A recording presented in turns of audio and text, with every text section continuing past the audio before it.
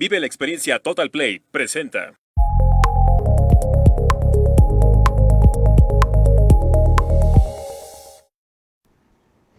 ¿Qué tal? Qué gusto saludarlos. Gracias por acompañarnos, gracias por su preferencia. De verdad que desde acá, de su programa de charla con Vero Rodríguez, a través de las plataformas digitales del Diario de Chiapas, como siempre, le agradecemos muchísimo y les mandamos un fuerte abrazo de parte de nuestros directivos, el doctor Gerardo Toledo Coutinho y nuestro gerente general, el licenciado Rogelio Toledo Coutinho. Muchísimas gracias por estar con nosotros. Y bueno, pues ya hoy jueves 28 de octubre, un día pues bueno, independientemente que respetamos todas las religiones, todas las preferencias religiosas y que México es un país de pues libre albedrío en este sentido, pues de verdad que pues bueno, en el caso de su servidora, pues yo soy católica y pues hoy es un día muy bonito, 28 de octubre, día de San Juditas Tadeo, pues ahora sí que el abogado de los casos difíciles y que mucha gente cree en él y que pues inclusive a mucha gente le ha hecho milagros y todo.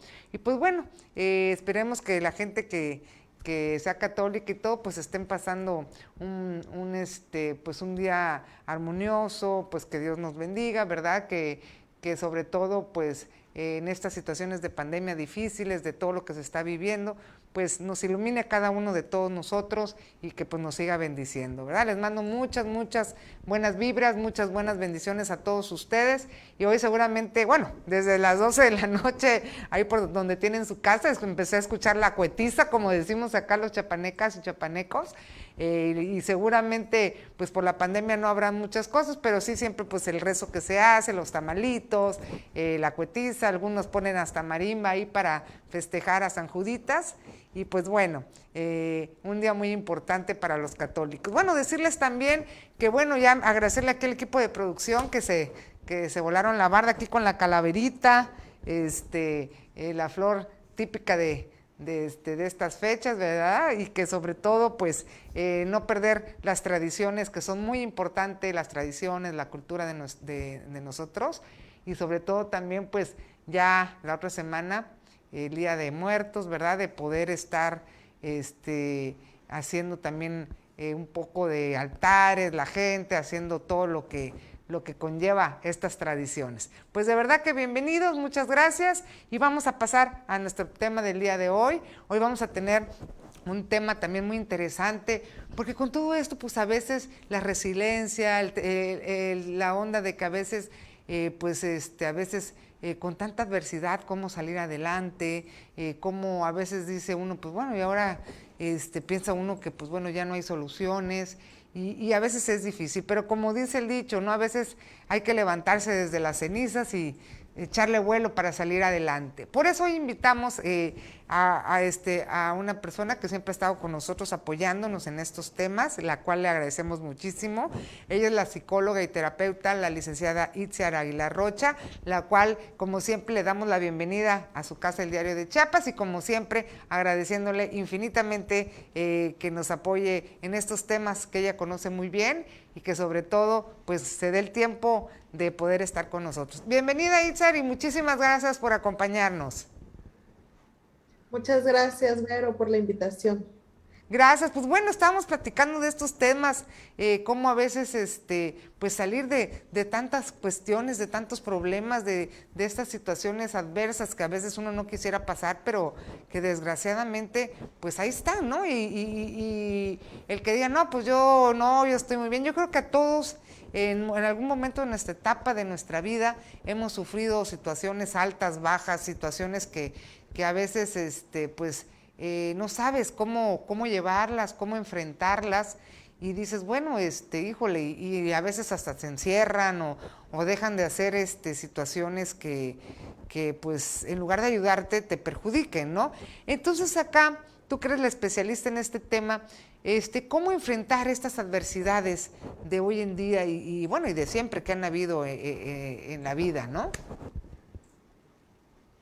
Sí, pues fíjate que sí, bien lo decías, ahorita estamos frente a muchas adversidades, ahora sí que la vida nos está poniendo muchas pruebas Pruebas. para poder ser resilientes y esta es una cualidad humana. todos la tenemos. Quizás muchas veces cuando escuchamos a otro contarnos parte de lo que ha vivido, pensamos en que si nos pasara a nosotros no podríamos, ¿no? O sea, no, eso no lo soportaría, yo no podría salir de eso, pero la verdad es que cuando se nos presentan estas situaciones, todos tenemos la capacidad para poder resurgir de las cenizas, como decías, y volver a empoderarnos y volver a hacer frente a todo.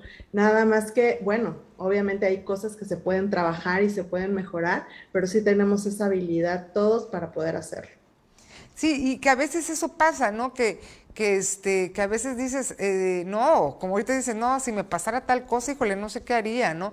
O a veces ves a gente que tiene unas situaciones sumamente difíciles y dice, híjole, ¿cómo le hizo? ¿Cómo está tan tranquila? ¿No? Yo estaría, híjole, no sé, ya me hubiera vuelto loca o, ¿no? Y dice uno, ¿y cómo ella está tan tranquila y dando hasta gracias? Dices, híjole, qué fuerte. Entonces, esa parte, ¿cómo manejarla, no? Digo, me queda claro que es algo inconsciente, pero ¿cómo poder manejar estas adversidades, no? Y poder decir, bueno, voy a salir adelante. ¿Qué ejercicios se pueden hacer ahí para poder minimizar estas situaciones? Mira, hay varios pilares que ya han estudiado y ya tenemos como detectados qué cosas favorecen esta resiliencia. Por ejemplo, uno de ellos podría ser esta capacidad de iniciativa. Las personas que tienen pues más posibilidad de inventar, de crear, de generar algo, son personas que van a tener mucho más fácil también ser resilientes. Y eso se puede ir trabajando desde ahorita, o sea, no tienes que esperar a que se te presente una adversidad, ¿no? Sino tal vez tú con tus hijos, por ejemplo, o con los niños, fomentar esta capacidad de iniciativa, por ejemplo, de que te den ideas, de que te sugieran cosas.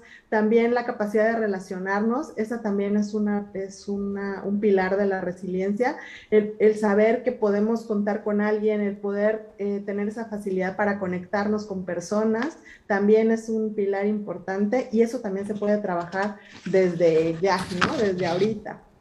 La creatividad, también la creatividad favorece muchísimo. El que no se te cierre el mundo, el que en el momento pienses, ¿qué otra cosa puedo hacer? Y me invento y me reinvento y vuelvo a levantarme y hacer algo, pues quizás diferente, muy loco y demás, pero eso también es parte de este proceso.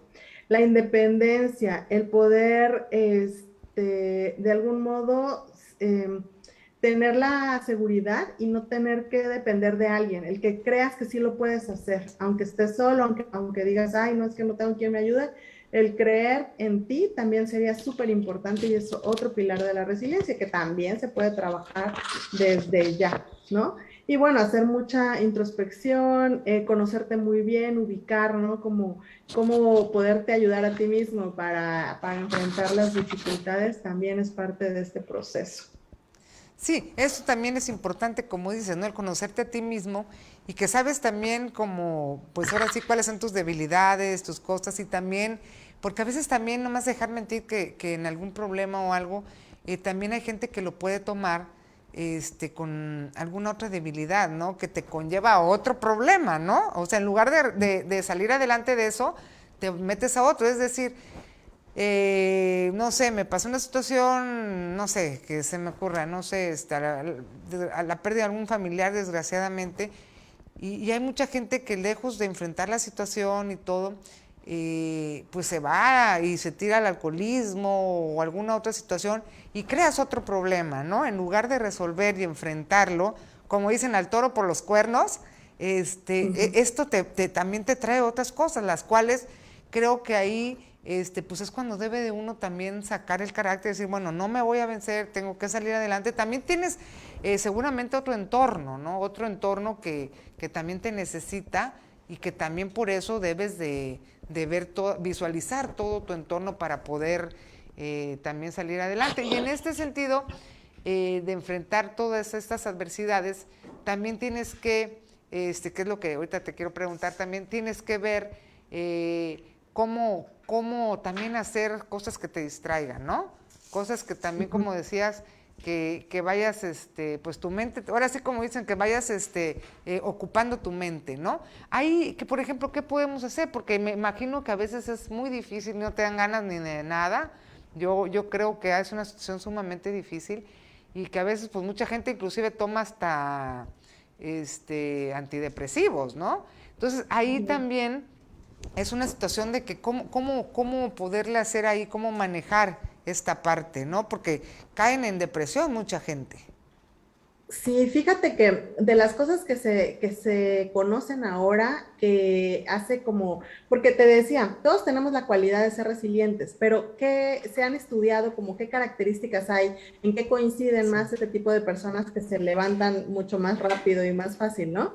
Y entonces, de las cosas que se han observado es que si la persona cuenta con alguna otra persona, o sea, quizás ni siquiera de que de verdad te ayude, pero que tú creas que tienes a alguien, o sea, que no te sientas solo en el mundo, que sabes que hay alguien en este mundo que se preocupa por ti, que te acepta de manera incondicional, que te quiere, que le importas. Esa fue una característica que notaron mucho, que si había, que las personas que eran más resilientes decían, es que yo tengo a fulanito de tal y sé que cuento con esa persona, ¿no? Sé que me quiere, sé que le importo.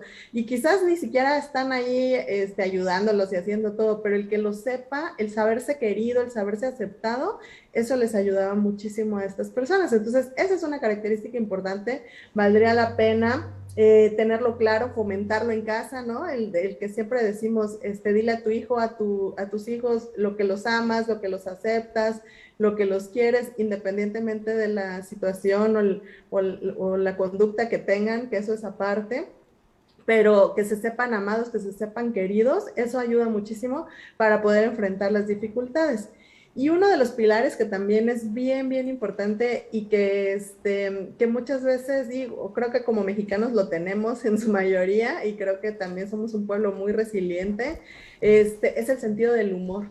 El sentido del humor es básico para poder ser resiliente. Se sabe que precisamente el reírnos tal vez hasta de nuestras propias dificultades, el tomar por algún motivo, pues sí, reírnos de la adversidad, ¿no? A veces es importante y como dicen, si ya te ríes de ti mismo, pues ya tienes ganado muy, muy buena parte, ¿no? Cuando estás en una situación así, esto ayuda mucho a poder ser resiliente, a poder enfrentar las cosas que vengan. Sí, eso también es muy conocido, ¿no? La risoterapia que le llaman y todo esto que, bueno, inclusive a los niños enfermos y todo, a veces también esto les cambia. Y está comprobado, ¿no? Que salen adelante muchos de ellos con enfermedades. Es como cuando te detectan desgraciadamente alguna enfermedad terminal y a veces la gente la vez unos se deprimen y pues fallecen y muchos dices, oye, ¿cómo es posible? Pero tienen ahora sí como decimos, con toda la actitud, ¿no? Que estás ahí pero tú te sientes bien y le echas ganas y te ríes, como dices, de todo y digo, obviamente no te puedes reír de todo, pero sí no puedes andar por la vida que todo te dé risa, pero sí. Ya, con que logremos mantener nuestra sonrisa aún en las dificultades, ya no te digas que te rías, pero con que te sonrías, o sea, Claro. que al final del día pasan muchas cosas, pero si tú logras mantener ese equilibrio, como decías, no pasarnos a la euforia y estar muertos de risa porque pasó una tragedia, pero tampoco estar en la depresión total. Si logramos mantener ese equilibrio, seguramente vamos a salir mucho mejor de esa situación. Sí, y ahorita que dices de la risa me acordé de algo, no sé si te ha pasado, pero a mí me pasaba antes de chiquita que ibas a alguna situación de, pues de algún velorio o algo y te empezabas a reír, pero no de mala onda, sino porque de nervio, ¿no? De híjole, como que te daba así cosa y como que automáticamente, no a carcajadas, pero como que no sabías cómo actuar, ¿no? Eso pasa muchas Sí. veces, que a veces no sabes cómo actuar en una situación y a veces hay gente que puede decir, oye, ¿qué le pasa? ¿Por qué está ahí sonriendo cuando algún familiar tuvo alguna desgracia o algo, ¿no? Pero yo creo que es este efecto que tú dices que también a veces se puede dar voluntario e involuntario, creo yo, o no. O puedes también controlarlo, Y este equilibrio, ¿no? lograr el equilibrio sería lo ideal, pero sí es común que suceda porque realmente no estamos como muy adaptados a enfrentar este tipo de situaciones y nos ponen nerviosos, ¿no? Entonces hay gente bueno, que hasta dice cada cosa, en vez de dar el pésame, dice otro tipo Felicidades, de ¿no? cosas. Sí. Muchos días de estos o así, ¿no? Mm, Porque se ponen muy nerviosos y de momento ni lo piensan, están sí, como, ¿qué digo? ¿Qué digo? Y salen cosas peores. Pero es porque generalmente no estamos como esta parte de inteligencia emocional, ¿no? De que, bueno, también es parte del proceso la muerte y en la vida va a suceder también ese tipo de cosas. Y si llora alguien no pasa nada, pero generalmente como nosotros no lo manejamos, pues lo primero que decimos es cálmate, no llores, tranquilo, porque nosotros no sabemos qué hacer con el llanto de esa persona, pero conforme pues vamos ahora sí que aprendiendo y la vida nos va dando estas lecciones, pues creo que ya nos va a ser mucho más fácil manejarlo. Pero sí es importante el sentido del humor, el tener esta capacidad de mantenernos así, equilibrados y ver algo positivo. A veces de verdad es bien difícil ver algo positivo. Como decías tú, tal vez hasta dar gracias ya es un nivel extremo, ¿no? Pero sí por lo menos decir, bueno, ¿para qué está pasando esto? ¿Qué puedo sacar de esto? ¿Qué aprendo de esto que me está sucediendo? Eso ya sería muy bueno. sí. Y lo importante es eso, ¿no? Mantener el equilibrio, pero ¿cómo prepararme? ¿Cómo prepararme para enfrentar una adversidad? Es decir, yo no sé qué me va a pasar el día de mañana, o si voy a perder algún familiar querido, o si voy a tener algún problema familiar de otra índole. ¿Cómo irme preparando con anticipación a esto? ¿Se puede prepararte con anticipación para hacerte, como se dice, no, para hacerme más fuerte, para no hacerme tan vulnerable? ¿O hay alguna situación que psicológicamente yo pueda decir, si me pasa esto, voy a actuar de esta manera? ¿Cómo prepararnos para enfrentarlo, o sea, psicológicamente? Pues reforzando esto que te decía, estos pilares, podría ser muy bueno. Si tú refuerzas esta capacidad de tu sentido del humor, tu capacidad de iniciativa, tu capacidad de relacionarte con las personas, porque eso te va a favorecer hasta, no sé, por ejemplo, una situación que se te presente. Si tú tienes esta capacidad de relacionarte, quizás te ayuda a pensar en alguien que te pudiera echar la mano en esta situación, que te pudiera ayudar, que no te dé pena ni pedirlo ni hacerlo porque tienes esa capacidad. Pero una persona, por ejemplo, que no tiene tanta capacidad de relacionarse, seguramente se le va a dificultar más. Quizás la necesidad haga que lo logre, porque pues si tienes un problema y dices, es que yo sé que fulanito me puede ayudar, pues me muero de la pena, pero voy y lo hago porque tal vez tengo que enfrentar esta situación y crezco, ¿no? Porque dices, bueno, esto es algo que yo no acostumbraba a hacer, pero tengo la necesidad y lo logré, lo hice y lo logré. Pero si la tenemos previamente, nos va a ser mucho más fácil. Ni lo vamos a dudar, ni lo vamos a sufrir, ¿no? O sea, tengo este problema y sé que alguien me puede ayudar, voy, acudo a esa persona inmediatamente porque sé que puedo contar con ella. Eso facilitaría, o sea, el reforzar un poquito todas estas características que te decía de resiliencia, que ya están estudiadas, que sabemos que favorecen, eso podríamos hacer desde ahorita y eso se puede trabajar desde niño, ¿no? El relacionarte, la creatividad, la independencia, el sentido del humor, o sea, todo este tipo de características, si uno las va fomentando y las va reforzando, pues cuando se te presenten dificultades, no van a ser una catástrofe para ti. O sea, tal vez la dificultad es mucha, el dolor va a ser mucho, pero lo vas a poder enfrentar de una mejor manera. De una mejor manera, ¿verdad? Sin duda. Itzer, como siempre, agradecerte infinitamente que nos acompañes en estos temas tan importantes y por favor, si alguien quiere de manera ya más profesional buscarte o algún consejo, ¿dónde te pueden encontrar? Me pueden llamar, tengo mi número de celular 961-155-8837 o en mis redes sociales, psicóloga Itziar Aguilar, ahí me encuentran. De acuerdo. Pues de verdad que muchísimas gracias, como siempre, por darnos estos consejos tan interesantes y sobre todo que vengan de ti, alguien tan profesional y tan experta en el tema. Muchas gracias, Isa, te mando un fuerte abrazo y muchas gracias, como siempre, por todo tu apoyo para el auditorio. Muchísimas gracias, Dios te bendiga. Un abrazo. Muchas gracias por la invitación y de verdad prestemos mucho más atención a todas las cosas que de verdad nos vamos a sorprender y a maravillar de lo que se puede construir a partir del dolor. Muchas gracias, claro que sí, muchas gracias. Pues bueno, si me permiten, vamos a un corte comercial brevemente y regresamos enseguida. No se vayan.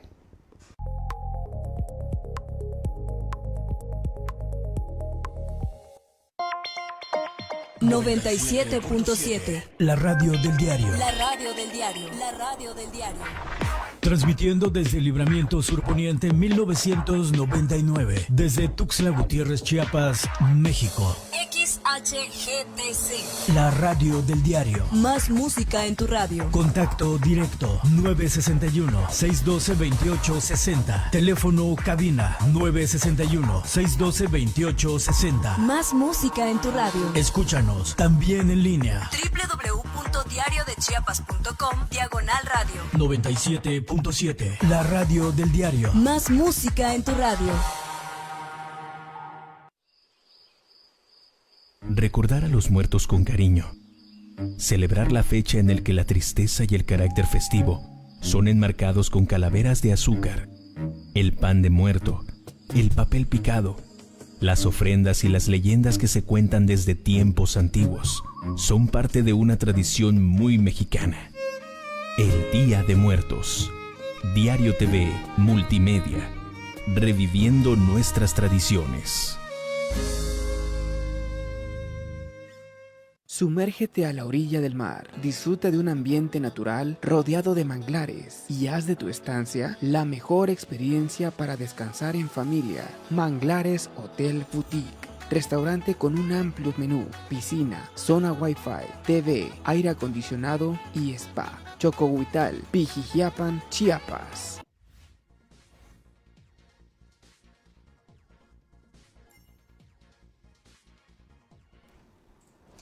Bueno, ya estamos de vuelta, gracias por seguir con nosotros.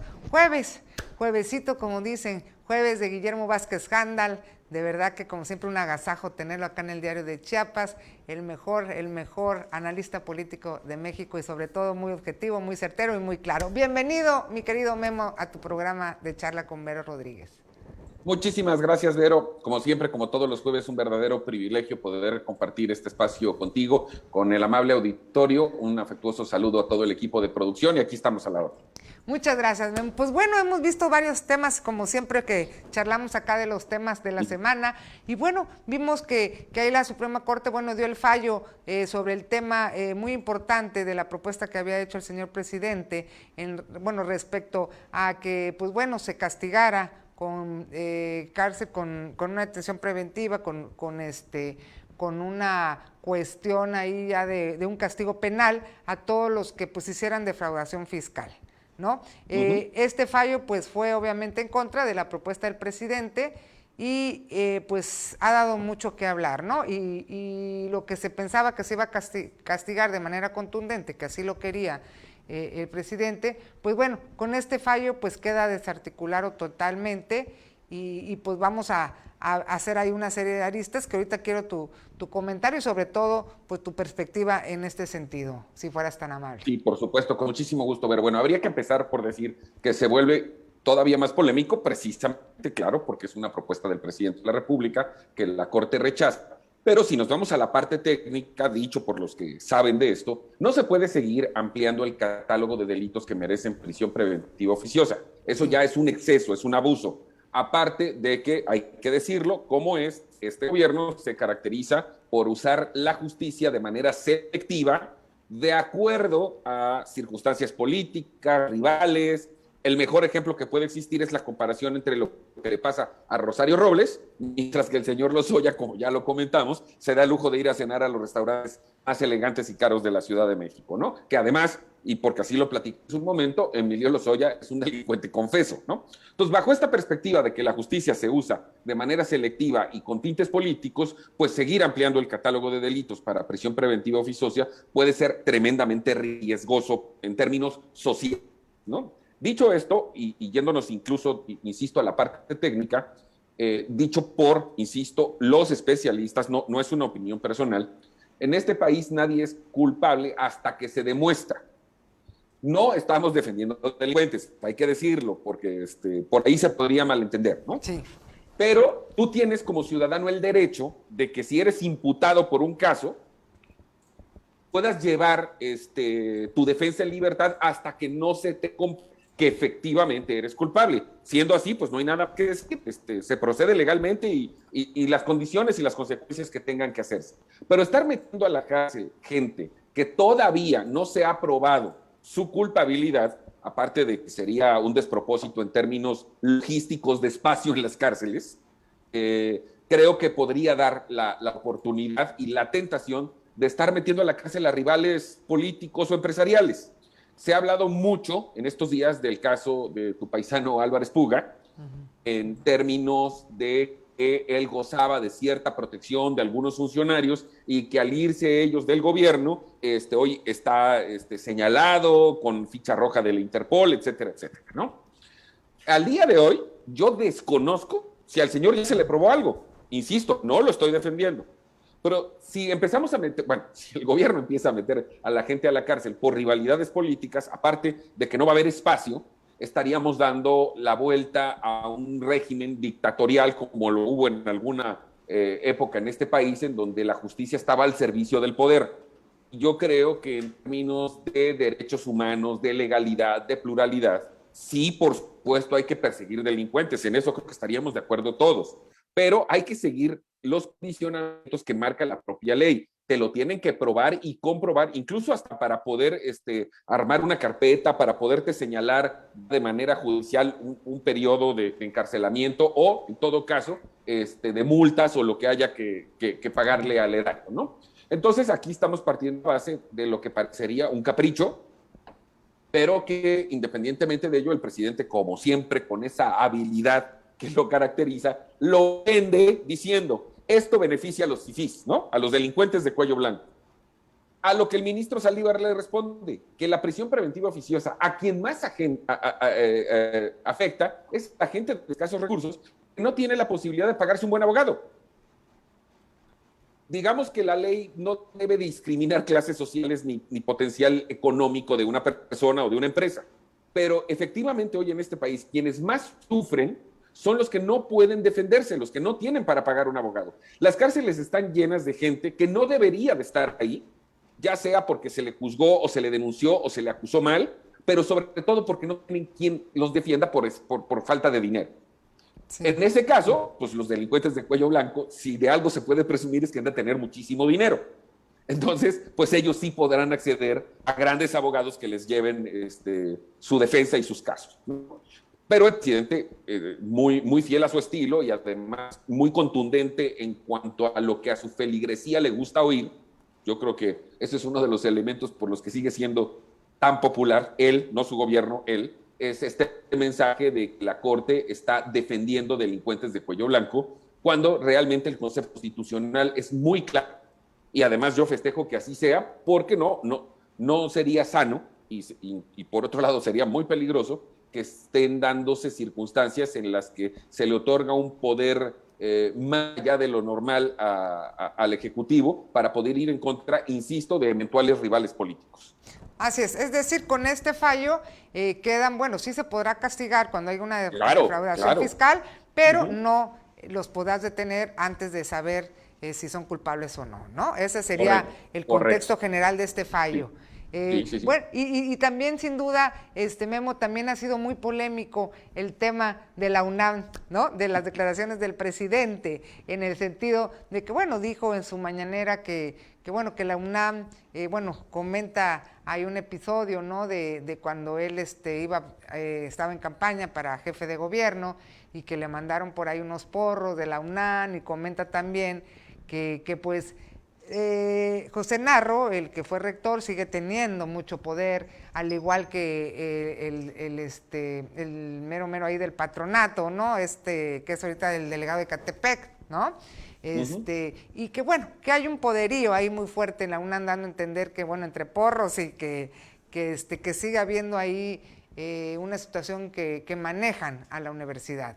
¿Qué hay de esto y cómo vistes tú estas declaraciones? ¿Afectan a la institución que, la UNAM, pues para todos es, pues ahora sí que la máxima casa de estudios del país y que sin duda, pues tiene un gran prestigio, un gran respeto, pero al ser estas declaraciones, a lo mejor si las haces tú, si las hago yo, pues tienen otro contexto, pero si Por las hace supuesto. el presidente, pues sí complican ahí un poco los temas. ¿Cómo viste tú esta declaración del presidente sobre la UNAM, ¿no? Que es la máxima casa de estudios, como acabo de repetir?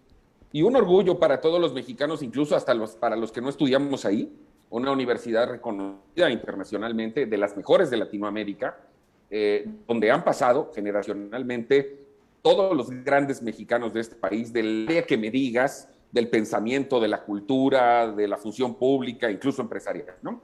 Una organización que nos debe de llenar de orgullo. El presidente nunca hace nada por casualidad, eso ya lo sabemos.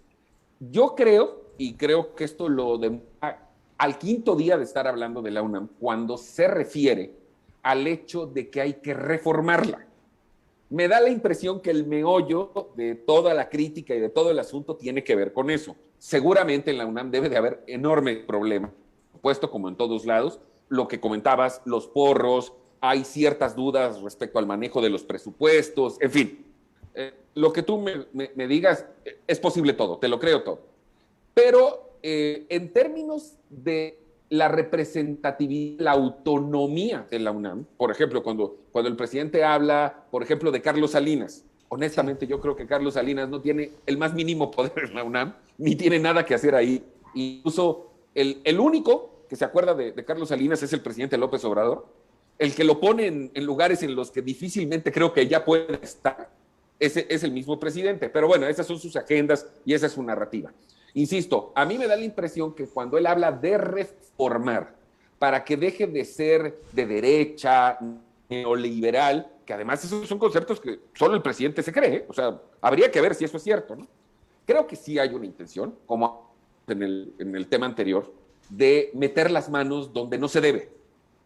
Reformar la UNAM tiene que hacerse desde dentro, no se puede hacer desde el gobierno.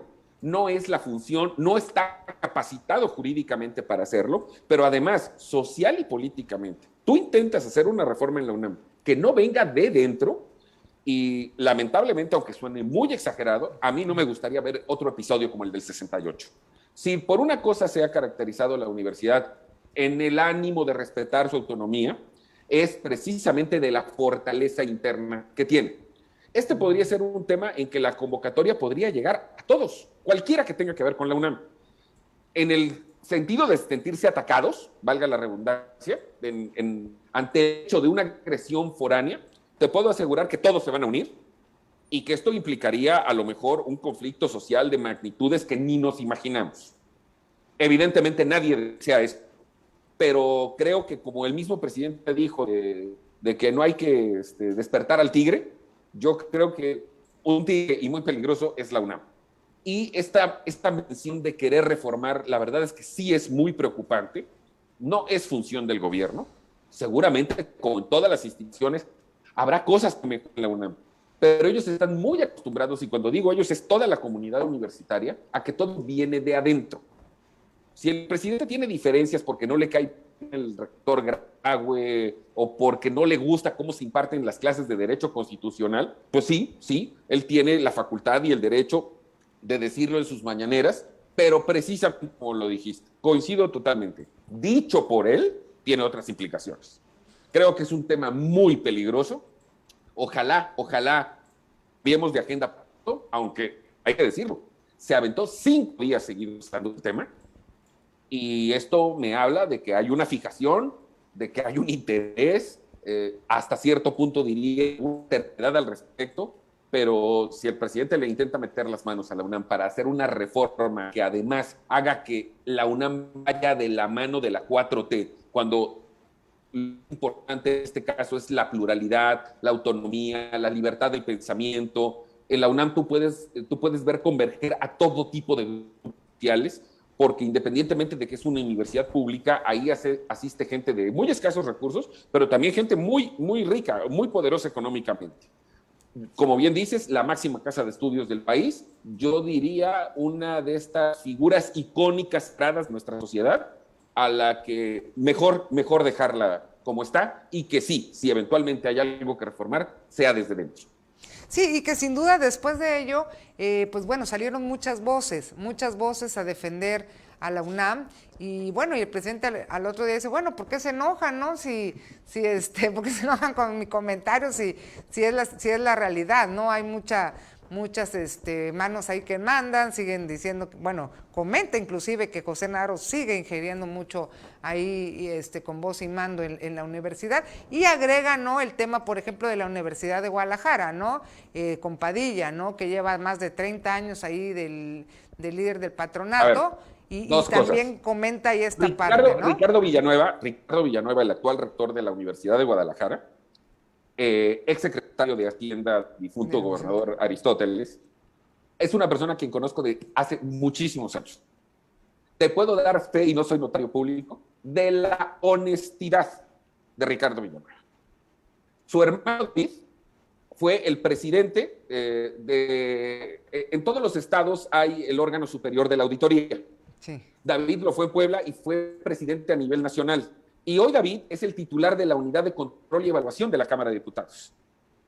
Hablo de ellos porque los conozco de toda la vida, son amigos a los que quiero, pero sobre todo respeto. Y puedo meter las manos al fuego por la honestidad de Ricardo Villanueva, el rector de la UDG. Las manos al fuego, de ese nivel. Al doctor Narro lo conozco muy bien, gozo del privilegio de su amistad, es un hombre muy inteligente. Además, debo confesarlo, cuando hay la oportunidad de estar en corto con él, es muy divertido, es un gran conversador, es un tipo muy jovial. Independientemente de la influencia que puede tener un ex rector, un ex gobernador, un ex presidente, más allá de José Narro, y pues no olvidemos que Juan Ramón de la Fuente trabaja con el presidente de la República, hasta él tocó indirectamente la crítica, ¿no? Son parte de una comunidad universitaria, eso es lo que decíamos. En su vida interna, su autonomía, en sus libertades, son voces que por supuesto influyen. Hablar de que tienen un control y de que siguen manejando y que si los recursos, yo creo que esa es la narrativa que al presidente le encanta usar en todo, y hay una analogía que yo uso mucho. El presidente es como un doctor que cuando lo vas a ver porque se te torció un dedo, en vez de entablillarte, te lo amputa, ¿no? Y así lo hemos visto en muchas decisiones.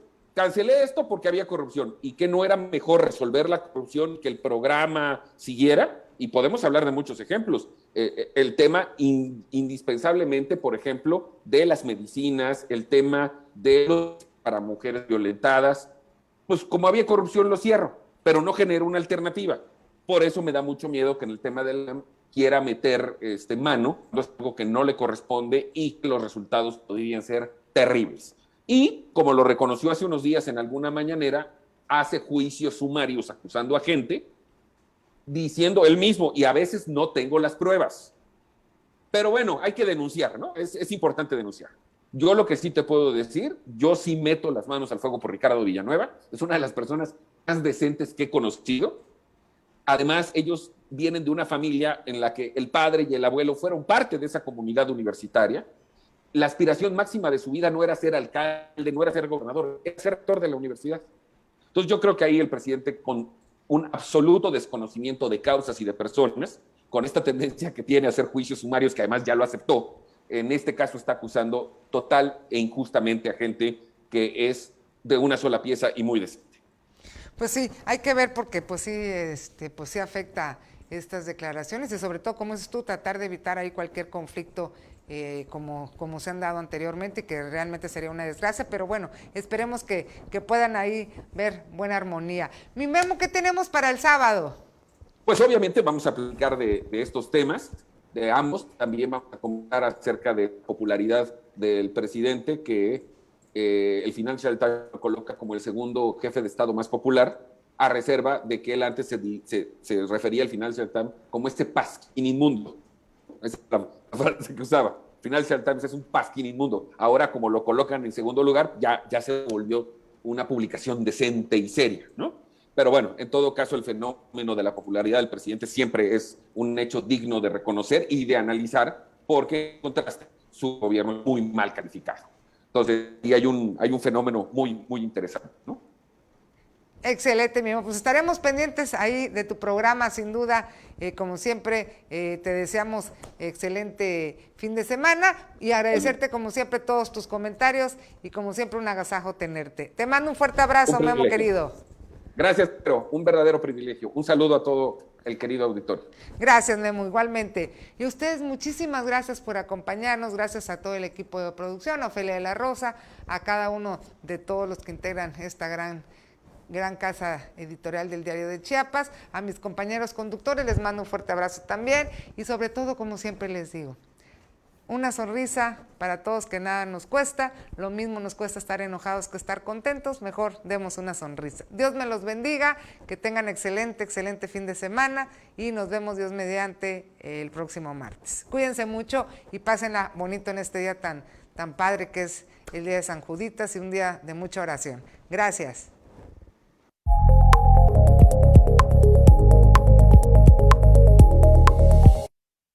Vive la experiencia Total Play presentó.